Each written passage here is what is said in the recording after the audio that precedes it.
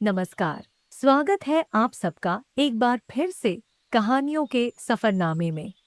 हम सुन रहे हैं लपू जन्ना।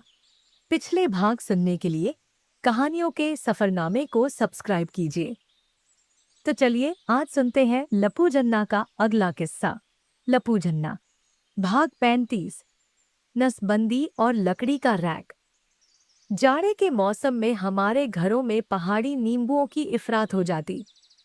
पहाड़ से नाते रिश्तेदारों का आना लगा रहता था। कट्टों में भर भर कर इन नींबुओं को लेकर टोलियों में आने वाले दानवीर कर्ण के अनुयायी इन संबंधियों के पास तमाम दुखों मुसीबतों से भरी अपनी अपनी थैलियां पोटलियां भी होती, जिनके साथ वे घर के सबसे बड़े कमरे पर काबिज हो रहते। ऐसे कट्टे लफत्तू के घर भी आते और बंटू के भी। हम सबके घर की औरतें इन नींबुओं को अपने बच्चों से भी ज्यादा मोहब्बत करती थीं। उन्हें देखते ही उनके अक्सर मुरझाए रहने वाले चेहरों पर पानी आ जाता। इन नींबुओं को चरबरे मसालों और दही मूली वगैरह के साथ सान कर वे एक दैवीय व्यंजन बनाती थीं। दाल भात पका खिला खा चुकने और घर के पुरुषों के काम पर चले जाने के बाद अड़ोस पड़ोस की दो चार महिलाएं इकट्ठा होतीं। चद्दर बिछाकर घाम तापने बैठतीं और सौल कठौल करती हुई इस अनोखे सुस्वादु कारनामे को अंजाम देती। अमूमन पुरुषों को न मिलने वाला यह सना हुआ नींबू उनकी अधिकतर व्याधियों का समाधान होता था, जिसे खाते हुए अनुपस्थित महिलाओं की निंदा करना जरूरी होता था। हफ्ते 10 दिन में एक बार मेरी और लफत्तू की माएं आपस में मिलकर नींबू साना करती। उनके ऐसा करते समय आसपास बने रहने के बड़े लाभ थे। खाने को माल मिलता और छिपकर उनकी बातें सुनने से मोहल्ले भर की खबरें, लफत्तू की तबीयत के बारे में सबसे पुख्ता जानकारी भी हासिल हो जाती थी। वहीं से पता चला कि मुरादाबाद के अस्पताल में लफत्तू का इलाज साल भर और चलने वाला था।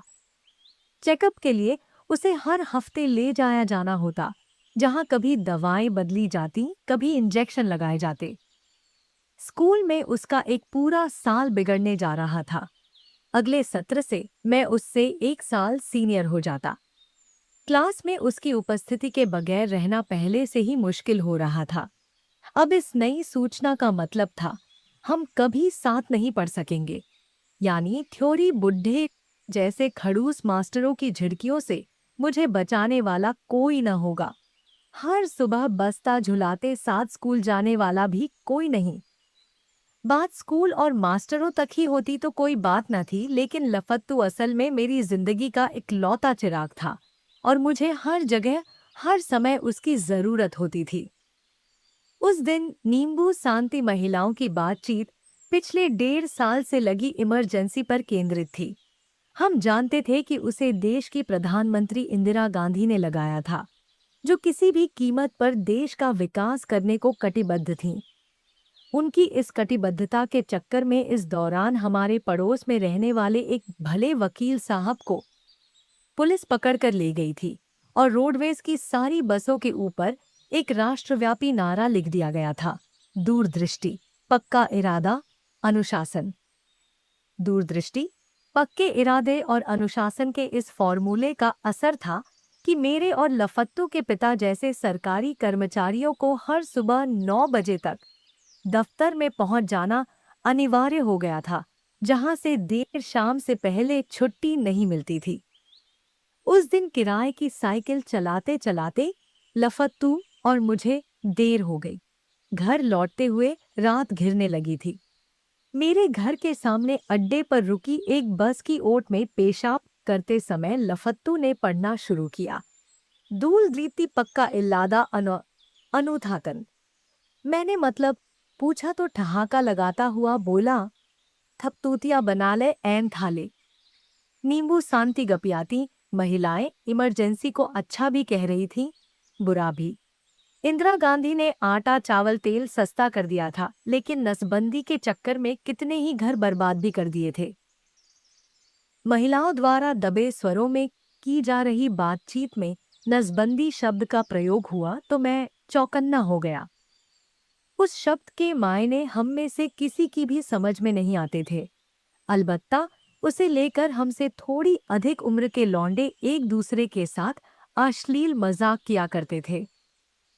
एक दफा जब मैंने लफत्तू से नसबंदी का मतलब पूछा था, तो वह बोला, तू अत्ता बत्ता है, तेले मतलब की बात नहीं है। बत आप थमल लें, इंदिरा गांधी बर्बाद होने वाली है। औरतों की बातें सुनता हुआ मैं किताब में मुंह घुसाए पढ़ने का दिखावा कर रहा था। वार्ता को नया आयाम देने की नीयत से पड़ोस की गोयल आंटी ने वक्तव्य दिया। दीदी ये बता रहे थे बेचारी इंदिरा गांधी को ये सब मुसलमानों के चक्कर में करना पड़ रहा है। तभी नीचे सड़क से पिताजी का नाम लेकर कोई आवाज देने लगा। माँ ने आदेश दिया, देख कर आओ कौन था। बसों में सामान चढ़ाने का काम करने वाला मुस्तफा पहलवान था। उसके ठेले पर लकड़ी का एक विशालकाय रैक बांध कर लाया गया था। मजदूरों जैसे दिखाई दे रहे दो तीन लोग ठेले को थामे खड़े थे। बाबू अक्सर कहते थे कि हमारे घर के कोने कोने में बिखरी रहने वाले किताबों को एक जगह करीने से रखने के लिए एक बड़े रैक की जरूरत थी। उनके एक पुराने दोस्त जंगलात में ठेकेदारी करते थे। बाबू के कहने पर भवानीगंज के किसी बढ़ई द्वारा बनाया गया मुहर्रम के ताजिए जितना ऊंचा वह रैक उन्होंने ही भिजवाया था। थोड़ी ही देर में सड़क पर एक छोटा मोटा सेमिनार शुरू हो चुका था, जिसका विषय था दूसरी मंजिल पर स्थित हमारे घर के भीतर रैक को पहुंचाया कैसे जाए। घर में प्रवेश करने के लिए केवल एक संकरा जीना था। शुरू में मुस्तफा ने उसी रास्ते से उसे भीतर घुसाने की कोशिश की, लेकिन वह टेढ़ा होकर अटक गया। करीब आधे घंटे की मशक्कत के बाद उसे बड़ी मुश्किल से वापस सड़क पर रखा जा सका। इस दौरान बाबू भी दफ्तर से आ गए।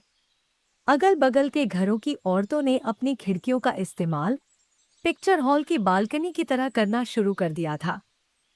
रैक को सड़क पर लावारिस छोड़ मुस्तफा रस्सियां और अतिरिक्त मजदूर लाने चला गया। अब उसे खिड़की के रास्ते भीतर लाए जाने का फैसला हुआ था। रस्सियां आ गई तो रैक को बांधे जाने का कार्यक्रम शुरू हुआ। किसी भी तरह का संकट देखते ही भीड़ लगा लेनी चाहिए वाले राष्ट्रीय सिद्धांत का अनुसरण करते राहगीरों ने सड़क पर मजमा लगा लिया। भीड़ देख वहां से गुजर रहे एक मूंगफली वाले ने एक तरफ को अपनी रेहड़ी खड़ी कर ली और धंधा करने लगा। बांधने का काम निपटा तो मुस्तफान ने कुछ मजदूरों को छत पर भेज दिया। आगे की कार्रवाई का बेहतर मुआयना करने की नीयत से मैं उनके पीछे पीछे चल दिया। बंटू, उसकी बहन और मेरी बहनें पहले से ही रेलिंग से सटकर खड़े नीचे झांक रहे थे। मुस्तफा और उसकी टीम ने बड़ी मुश्किल से रैक को उठाया और छत वाले मजदूरों ने उसे खींचना शुरू किया। इंच इंच उठता। जब वह खिड़की के सामने पहुंचा, मुस्तफा ने मजदूरों से ठहर जाने को कहा और खुद भागकर भीतर आ गया। रैक वाकई विशाल था और उसे किसी भी तौर से खिड़की के रास्ते भीतर ला सकना संभव न था। लंबे विचार विमर्श के बाद तय हुआ कि उसे पहले छत पर पहुंचाया जाए और फिर रोशनदान के रास्ते घर के भीतर। इस काम के लिए और रस्सियां चाहिए थीं। रैक को रस्सियों के सहारे हवा में लटका छोड़ मुस्तफा घटनास्थल से पुनः गायब हो गया। मैं छत से देख रहा था। सड़क पर लगा मजमा बड़ा होता जा रहा था। हर नया आने जाने वाला कौतूहल के साथ पहले हमारी खिड़की की तरफ निगाह डालता और फिर जांच पड़ताल में जुट जाता। अड्डे पर काशीपुर से आने वाली आखिरी बस आ लगी तो एहसास हुआ शाम हो गई थी। मुस्तफा का पता नहीं था। मजमा बिखर चुका था और समूचे रामनगर को हमारी खिड़की पर लटके रैक की खबर लग चुकी थी। पिताजी के दफ्तर के 4-5 लोग भी आ चुके थे। फिलहाल उन्हें बाहर के कमरे में चाय समोसे परोसे जा रहे थे। मैंने देखा बाबू के माथे पर बल पड़े हुए थे। टट्टी मास साहब और नसीम अंजुम के घर संदेशवाहक भेजकर हमारे ट्यूशन की छुट्टी कर दी गई थी। संदेशवाहकों का एक और दल मेरे बड़े भाई के नेतृत्व में मुस्तफा की तलाश में भी भेज दिया गया था। सबकी नजरों से बचता बचाता मैं लाल सिंह की दुकान पहुंच गया। वहां से देखने पर हमारा घर बहुत ही दयनीय दिखाई दे रहा था। रैक के आकार को लेकर लाल सिंह ने एक दो मजाक किए। मुझे अच्छा नहीं लगा। बाबू पर गुस्सा भी आया। उसी उखड़े मूड में मैंने लाल सिंह से विदा ली और दूधिये वाली गली के शॉर्टकट से होता हुआ लफत्तू के घर पहुंचा। उसकी मम्मी सब्जी लेकर लौट रही थीं। रैक अंदर चला गया बेटा? मेरे नमस्ते करते ही उन्होंने पूछा। मुझे थोड़ी शर्म आई। उन्हें यथासंभव जानकारियां देकर मैं लफत्तू के पास पहुंचा तो देखा वह अकेला लूडो खेल रहा था। मुझे देखते ही उसके बीमार चेहरे पर मुस्कुराहट आई। तुरंत बोला, आजा बेटे, लाल गोती तेली, नीली वाली मेली। लफत्तू जादूगर था। उसकी संगत मिलते ही मैं रैक के बारे में सब कुछ भूल गया और लूडो खेलने लगा। थोड़ी देर में सत्तू और बागड़ बिल्ला भी पहुंच गए। 4 खिलाड़ी हो गए थे, सो खेल नए सिरे से शुरू हुआ। सबसे पहले गोटियों के रंग आवंटित किए जाने थे। इसके लिए सबने एक एक बार पासा फेंकना होता था। सबसे बड़ी संख्या लाने वाला सबसे पहले रंग चुन सकता था। गोटियों के रंगों को लेकर सत्तू कहीं से एक बचकानी कविता सीख लाया था। हरी हरावे लाल जितावे, पीली नीली घर को जावे। लफत्तू की मम्मी हमारे लिए दूध और पराठे ले आईं। फिर काफी देर तक आनंद छाया रहा, जिस पर पहला ग्रहण लगाते हुए बंटू मुझसे मुखातिब हुआ। कल रात पापा मम्मी को बता रहे थे कि अगले हफ्ते नैनीताल में इम्तिहान है तेरा। मेरे मामा जी भी उसी स्कूल में पढ़ते थे जहां तुझे भेज रहे हैं। बंटू की बात सही भी हो सकती थी। बड़े अपने को बहुत बड़ा समझते थे और बच्चों को बहुत छोटा। हमें कुछ भी बताने की जरूरत नहीं समझी जाती थी। सारे फैसले ले लिए जाने के बाद हमसे बस उन पर अमल कराया जाता। मुझे इस बात से बहुत चिढ़ मचती थी। मिसाल के तौर पर रैक बनवाने से पहले बाबू एक बार मुझसे भी पूछ सकते थे। मैं उनसे कहता कि 3 रैक बनवाएं, एक अपनी किताबों के लिए, एक माँ की रसोई के लिए और एक हम भाई बहनों की किताब कॉपियों के लिए। मैं उनसे यह भी कह सकता था कि मैं नैनीताल नहीं जाना चाहता। मुझे लफत्तू के साथ रहना था और बड़े होकर लाल सिंह के जैसी दुकान खोलनी थी।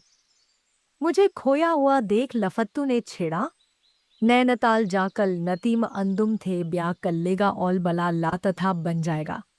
अतोक है ना बेटे? इस विचार पर खुद ही जोर से हंसता हुआ कहने लगा, फिर लाल बैलबातम के साथ हैप्पी नुई कलेगा था ला। झूठ नहीं कहूंगा, नैनीताल जाकर नसीम अंजुम और लाल बेल बॉटम के साथ नए साल की दावत करने की लफत्तू की कल्पना से मुझे गुदगुदी हुई। बागड़ बिल्ले की चारों गोटियां घरों में पिल हो चुकी थीं और वह हरी गोटियों से खेलने के बावजूद जीत गया था। फिलहाल वह उचाट होकर हमें खेलता हुआ देख रहा था। फुच्ची बता रहा था वो लोग भी कल परसों में रामनगर छोड़ के अपने गांव जा रहे। उसके पापा ने वहां पक्की दुकान बना ली है। अचानक याद आया तो उसने हमें सूचित किया, मतलब मुन्ना खुड्डी भी चला जाएगा। महीनों बीत जाने के बाद भी उसकी धोखाधड़ी को मैं नहीं भूल सका था। लफत्तू ने जैसे मेरा मन पढ़ लिया। निर्णायक स्वर में बोला, बहुत बदमाश है थाले फुत्ती और मुन्ना। जिस फुच्ची को मैं लफत्तू का उस्ताद मानता था, वह खुद उसकी नजरों से गिर गया था। मेरे चेहरे पर आ गए सवालिया भावों को देखकर सत्तू ने पिछले महीने का किस्सा सुनाया कि किस तरह फुच्ची ने बौने और लाल सिंह की दुकानों पर लफत्तू के नाम से काफी उधार ले रखा था, जिसे मांगे जाने पर वह मुकर गया। एक बार उसने लाल सिंह के साथ हाथापाई भी की थी। आजकल भवानीगंज भी बहुत जा रहे फुच्ची गुरु, बागड़ बिल्ले ने आगे जोड़ते हुए कहा। कुछ लौंडिया का चक्कर बता रहे थे। सियावर बैद जी के औषधालय में पुड़िया बांधने वाला कंपाउंडर हर शाम लफत्तू को इंजेक्शन लगाने आता था। उसी के आने का समय हो गया था। उसकी मम्मी ने बताया तो देखा बाहर अच्छी खासी रात हो आई थी। दौड़ता हुआ घर पहुंचा। बाहर तमाशा जुटा हुआ था। इस बार मुस्तफा और उसके साथी रैक को छत से नीचे उतार रहे थे। मेरी अनुपस्थिति में उसे एक बार छत पर चढ़ाया जा चुका था। वह रोशनदान के रास्ते भी भीतर नहीं जा सका। बहुत परेशान दिखाई दे रहे बाबू, उनके दफ्तर के आधा दर्जन लोग और बंटू लफत्तू के पापा के अलावा पहचान में आ रहे कुछ दर्शक टकटकी लगाए रैक को नीचे उतारा जाता देख रहे थे। मेरी तरफ किसी का ध्यान ही नहीं गया। मौका ताड़कर मैं घर जाने के बजाय लाल सिंह की दुकान की तरफ बढ़ गया। जब मैंने लाल सिंह को फुच्ची और मुन्ना के रामनगर छोड़कर जाने की खबर दी तो उसने बेपरवाही से कहा, मुझे पता है, सुबह बागड़ बिल्ले ने बता दिया था। अच्छा हुआ जा रहे हैं, शहर की हवा बिगाड़ रखी थी सालों ने। उसने केतली में पानी चढ़ाया और गल्ले के पैसे निकालकर गिनने लगा। अचानक बोला, बंटू बता रहा था तेरे इम्तिहान की तारीख भी आ गई करके। नैनीताल कब जा रहा है तू? नैनीताल में होने वाले इम्तिहान की खबर मेरे अलावा सबको थी। मन फिर से रोने को हो आया। दूध बिस्कुट पकड़ाते हुए लाल सिंह ने मेरा चेहरा पढ़ लिया होगा। क्या हुआ? आज सुबह से देख रहा हूं तेरी शक्ल पे 12 बजे हुए हैं। बता क्या हो गया? उसका हाथ अपने कंधे पर महसूस होते ही मेरे आंसू गिरना शुरू हो गए। मैं उसके सामने अपने सारे दुख खोल देना चाहता था, लेकिन मुंह से बोल नहीं फूटा। लाल सिंह ने खूब पढ़ाई करने और आगे बढ़ने के बारे में अपना घिसा हुआ भाषण देना शुरू किया ही था कि बाहर से टूट गई की आवाजें उठीं। बाहर आकर देखा, रैक को बांधने वाली रस्सी एक तरफ से टूट गई थी और वह खतरनाक तरीके से एक तरफ को लटक गया था। बाबू के नेतृत्व में सड़क पर खड़े लोग किसी तरह उसे गिरने से बचाए थे। तेरे बाबू भी जाने कहां से ताजमहल बनवा के लाए हैं यार। लाल सिंह ने मुझे हंसाने की कोशिश की। कुछ देर बाद मुस्तफा ने हाथ खड़े कर दिए और जैसे तैसे रैक को सड़क पर लिटाकर अपनी मेहनत के पैसे लेकर मौके से चला गया। तब तक बाबू के वही ठेकेदार दोस्त भी वहां आ गए। उन्हीं के कहने पर कोई भवानीगंज जाकर एक बढ़ई बुलवा लाया। पिताजी, ठेकेदार और बढ़ई में काफी देर तक बातचीत चलती रही। घर के भीतर पहुंचा तो देखा, माँ और बहनें खिड़की से लगी हुई थीं। सड़क से मजमा उजड़ चुका था। रैक सड़क के एक तरफ लिटा दिया गया था। ठेकेदार और बढ़ई के जाने के बाद बाबू झीना चढ़ रहे थे। तय ये हुआ था कि बढ़ई उक्त रैक के तख्ते अलग कर उसे खिड़की दरवाजों के आकार के हिसाब से छोटा बनाएगा और बाकी बची लकड़ी किसी और काम लाई जाएगी। रैक के दानवी आकार की कल्पना इस बात से की जा सकती है कि अगले 3 दिन तक बढ़ियों की टीम उस पर जुटी रही। मूल रैक को काट पीट कर उसमें से ठीक ठाक आकार के 3 रैकों के अलावा एक बड़ा तखत भी बना लिया गया। बची हुई लकड़ी से मेरे लिए बल्ला और माँ के लिए कपड़े धोने में काम आने वाली मोंगरी बनाने के बाद भी लगभग एक गट्ठर जलाने लायक लकड़ी बची। बुरादे और छीलन के अनेक कट्टे हमने अलग से भरे। माँ ने अगले कई साल तक बाबू को उस रैक की याद दिलाकर शर्मिंदा किया। और बस, आज की कहानी यहीं खत्म होती है। लपू झन्ना की शरारतें, उसकी मासूम बातें और ये छोटा सा किस्सा दिल में एक निशान छोड़ जाता है। अगर आपको यह हिस्सा पसंद आया हो तो लाइक, शेयर और कमेंट करके ज़रूर बताइएगा। और हाँ, चैनल को सब्सक्राइब करना मत भूलिएगा, क्योंकि अगला भाग और भी मज़ेदार आने वाला है। अगले एपिसोड में मिलते हैं एक नई बात, एक नए किस्से के साथ। धन्यवाद।